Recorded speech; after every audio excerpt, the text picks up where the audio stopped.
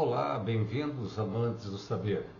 Neste vídeo eu gostaria de abordar uma questão que tem produzido profundo impacto na sociedade contemporânea, como também tem gerado profunda preocupação entre cientistas, estudiosos, educadores e especialistas. E por isso mesmo tem se tornado uma questão de pesquisa, de investigação científica e gerado também inúmeras discussões e debates entre intelectuais. Trata-se de saber por que as redes sociais, as mídias digitais e os jogos eletrônicos, incluindo aqui também os videogames, promovem, estimulam o pensamento acelerado e superficial. Para começo de conversa, eu gostaria de dizer que não pretendo, de modo algum, negar a importância, o valor, o papel que os jogos, que as brincadeiras, que o ato de jogar ou de brincar cumprem no processo educativo, no processo de ensino e de aprendizagem, isto é, no processo pedagógico. Nós bem sabemos, como já diziam inúmeros educadores, dentre eles, por exemplo, Froebel, mesmo Piaget, Vygotsky e o grande historiador Johann Huizinga, na sua obra Homo Ludens, o jogo é um elemento da cultura, por isso é parte essencial do aprendizado e também da vida civilizada. Porém, se o jogo cumpre, do ponto de vista pedagógico ou educativo, um papel importante, sobretudo no desenvolvimento cognitivo da aprendizagem em crianças, adolescentes e jovens, assim como também no desenvolvimento da criatividade, da imaginação e das habilidades de convívio ou de convivência social.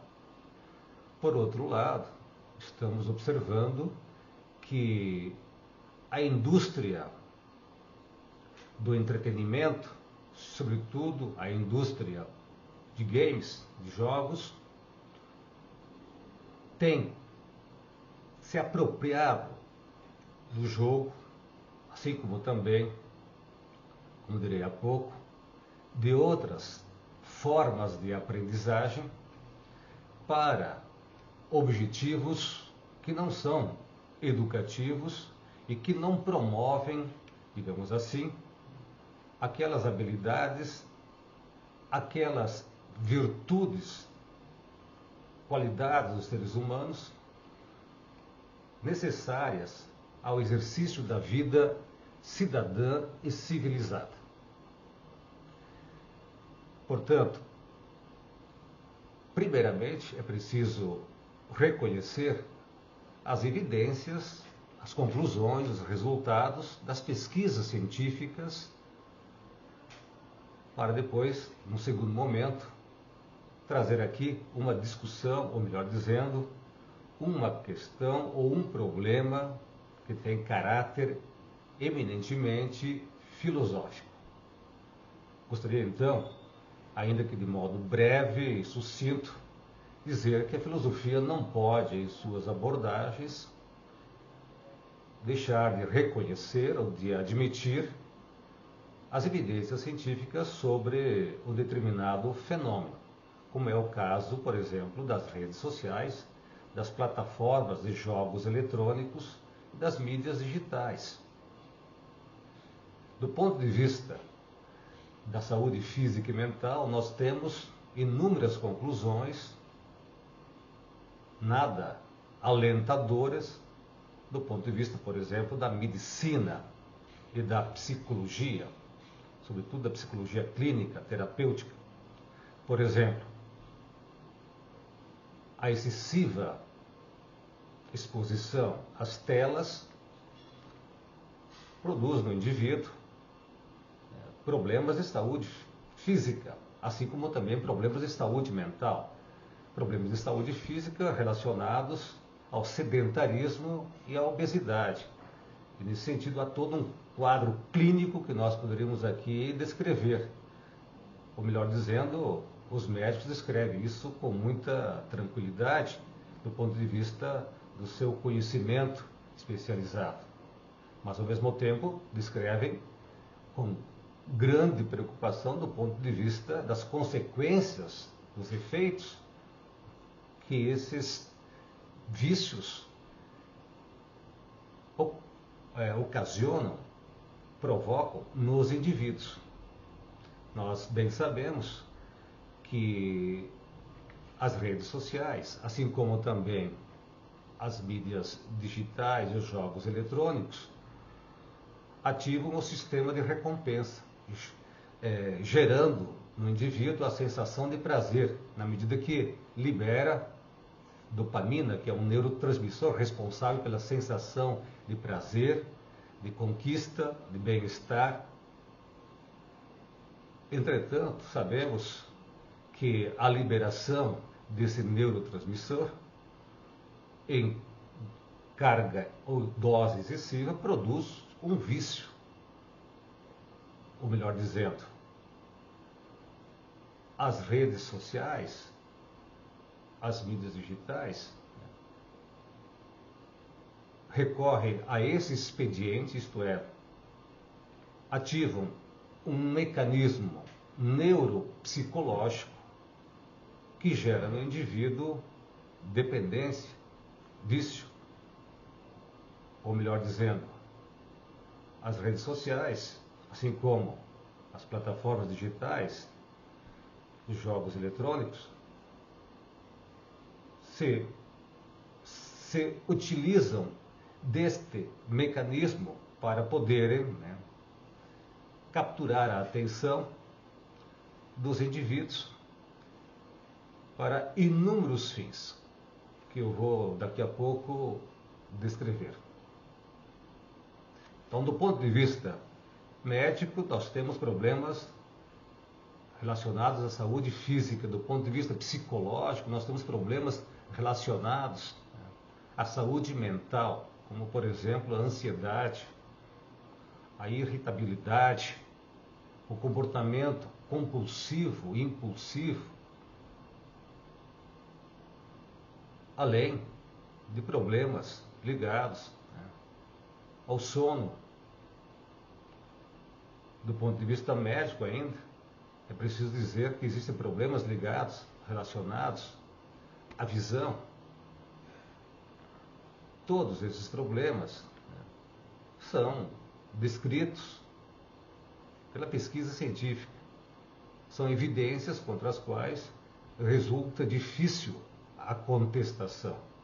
Do ponto de vista sociológico, esses jogos estimulam o isolamento, embora seja possível jogar em grupos, em comunidade, de forma online. O estímulo diz respeito à competição individual e não à interação social, o aprendizado de valores, de princípios éticos e educativos. Por isso que se diz que se o jogo não é educativo, ele é deseducativo. Se ele não tem um caráter pedagógico, ele é antipedagógico. Se ele não promove o aprendizado de princípios, de valores, de regras, de boa convivência, por certo, ele promove o contrário, o inverso disso. Mas para além da questão científica, que é, eu diria,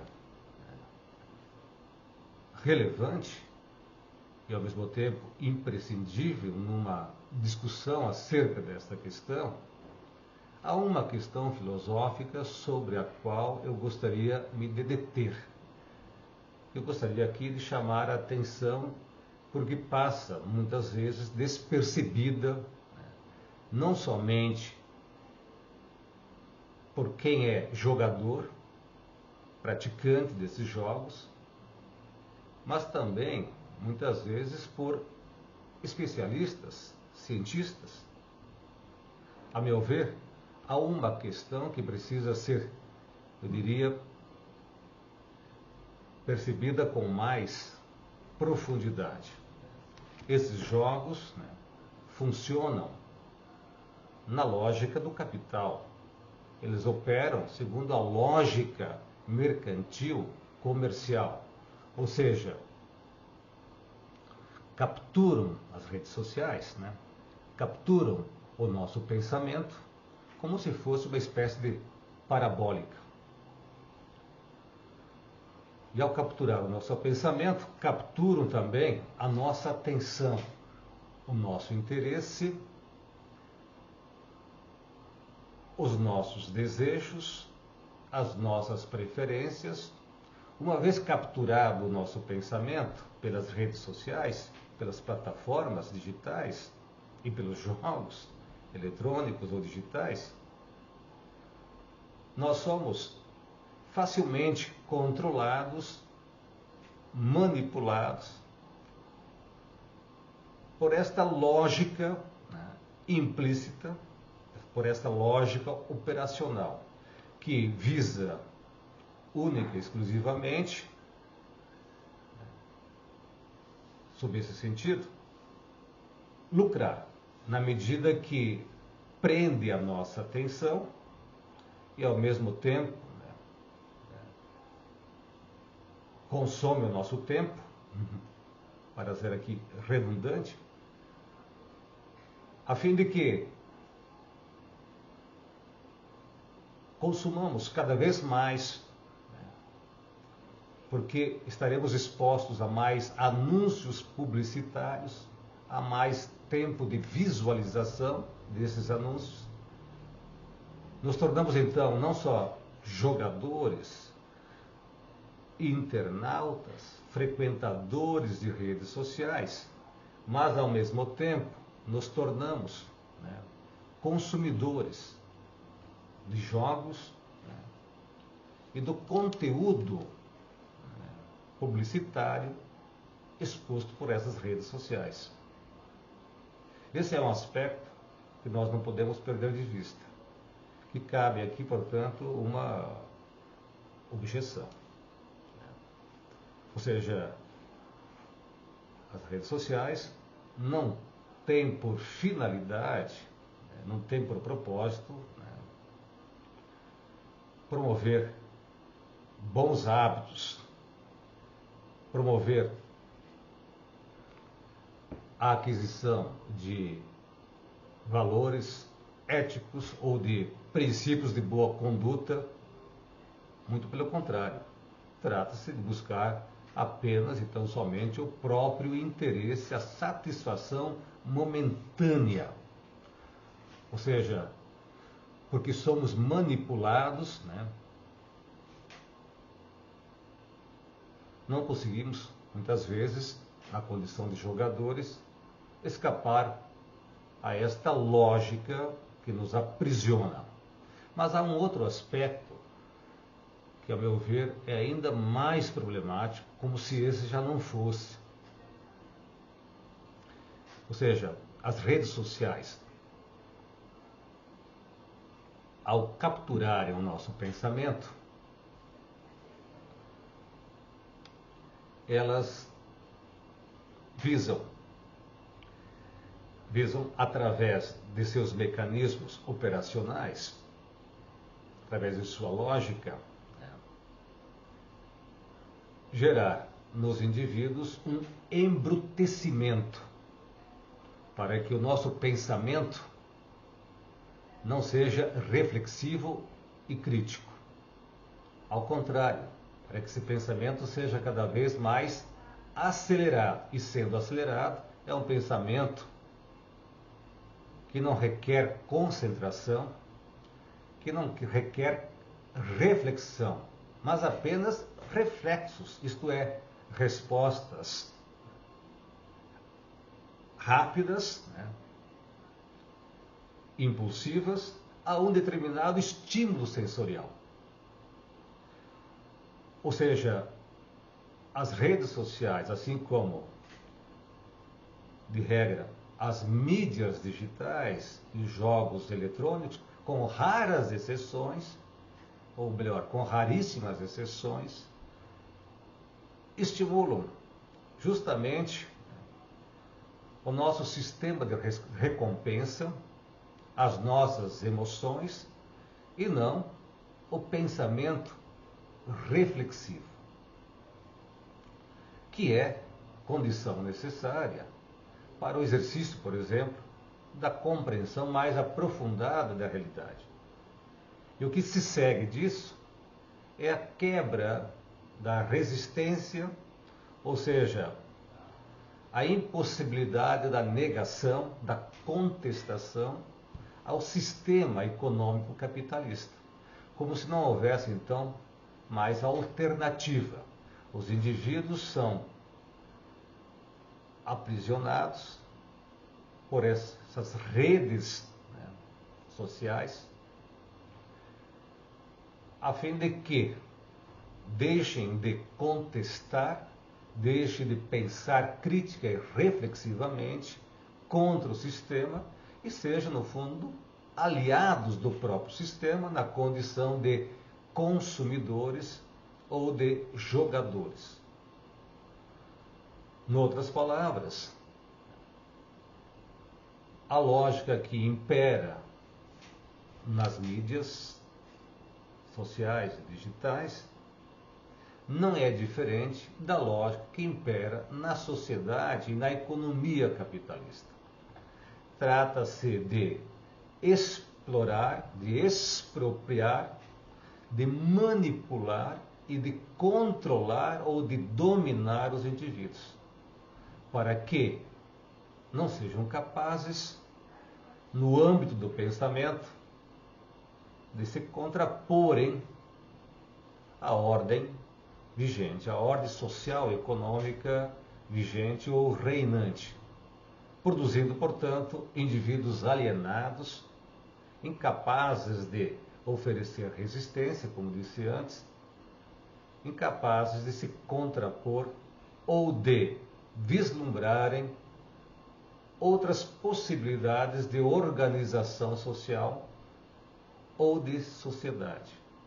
Eis, portanto, o desafio que esses jogos, né, apresentam à sociedade, que as redes sociais apresentam para a sociedade, na medida em que parece inevitável o uso, a frequência das redes sociais, uma vez que elas também favorecem a comunicação entre os indivíduos.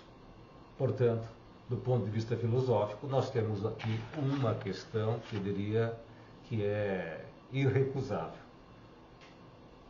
A morte do pensamento crítico, a substituição da reflexão pelo reflexo, ou seja, a resposta puramente sensorial a um estímulo, ao invés da concentração, ao invés da interpretação, da compreensão, que são considerados aqui irrelevantes para os fins mercantis e ideológicos das plataformas digitais e para a indústria de entretenimento e dos jogos eletrônicos. Portanto, se você gostou desse vídeo, não deixe de compartilhá-lo com seus amigos. Se você ainda não se inscreveu no canal, inscreva-se para receber as notificações. Então, até o próximo vídeo.